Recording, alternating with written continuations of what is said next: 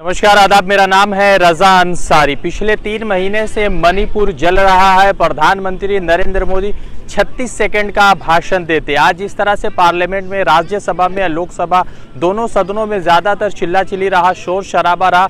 उसी बीच जो एक बड़ी खबर ये आई कि आम आदमी पार्टी के राज्यसभा के सांसद संजय सिंह को कुछ दिनों के लिए सस्पेंड कर दिया गया। इस सरकार में सवाल उठाना एक बड़ा विषय बन चुका है। राहुल गांधी सवाल उठाएंगे अडानी के ऊपर तो उनको डिस्क्वालीफाई कर दिया जाएगा। अगर संजय सिंह सवाल उठाएंगे मणिपुर के ऊपर तो उसको जो है सस्पेंड कर दिया जाएगा। जिस तरह से कुछ दिन पहले आपने देखा था कि 2 तस्वीरें सोशल मीडिया पर सामने आई थी, जिसमें 2 महिलाओं को कपड़े उतार कर नेकेड परेड कराया जा रहा था मणिपुर की सड़कों पर। 2014 में प्रधानमंत्री नरेंद्र मोदी आए तो उन्होंने कहा कि बेटी बचाओ बेटी पढ़ाओ।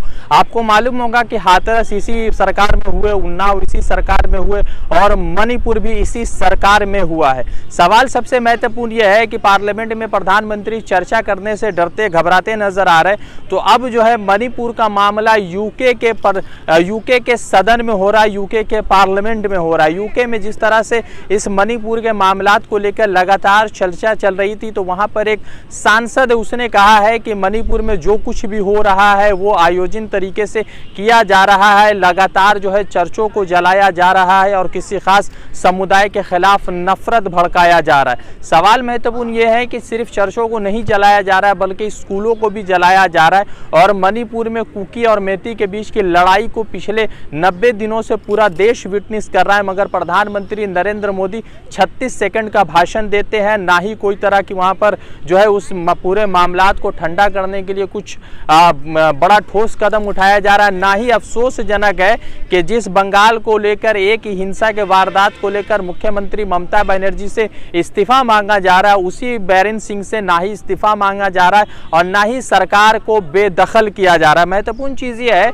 कि ब्रिटेन में आज जो कुछ हुआ वो बड़ा शर्मनाक था कि हिंदुस्तान के विषयों का चर्चा अब ब्रिटेन के सदन में हो रहा है और सरकार के ऊपर सवाल उठाए जा रहे हैं। ब्रिटेन की एक सांसद है जिनका नाम है फियोना ब्रूज, उन्होंने कहा है कि जिस तरह से हिंदुस्तान के मणिपुर में घटनाएं बढ़ रही है, किसी एक समुदाय के ऊपर घटना बढ़ रही, उससे अफसोसजनक बताया। मगर अफसोसजनक ये है कि प्रधानमंत्री नरेंद्र मोदी ने ना ही लोकसभा में ना ही राज्यसभा में, दोनों सदन में से किसी एक सदन में भी अब तक मणिपुर पर कोई चर्चा नहीं किया है। याद रखें कि मणिपुर भी इसी भारत का हिस्सा है और प्रधानमंत्री नरेंद्र मोदी की अगुवाई वाली एनडीए सरकार वहां पर चलती है। अफसोसजनक है कि संजय सिंह ने राज्यसभा में आज सवाल पूछे तो उस सवाल के वजह से उनको सदन से बाहर कर दिया गया, सस्पेंड कर दिया गया। ममता बनर्जी की पार्टी टीएमसी के सांसद है डेरिक ओब्रियन, उन्होंने भी सवाल पूछा तो जगदीप धनखड़ जी ने, जो उपराष्ट्रपति, उन्होंने कहा कि उनको वार्न किया और कहा कि इस तरह के सवालों से कुछ भी मामला हल नहीं होने वाला।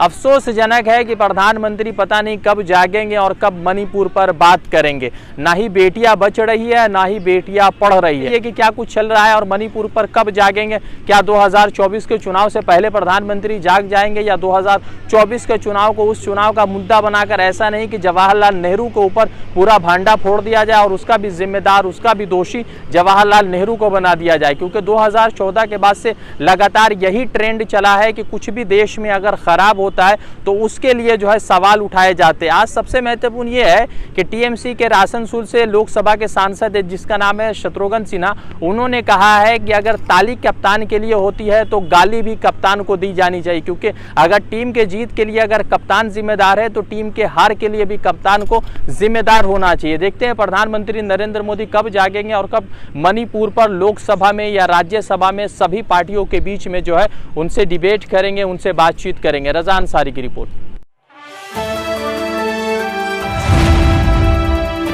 द इंडियन खबर, सच आपके सामने।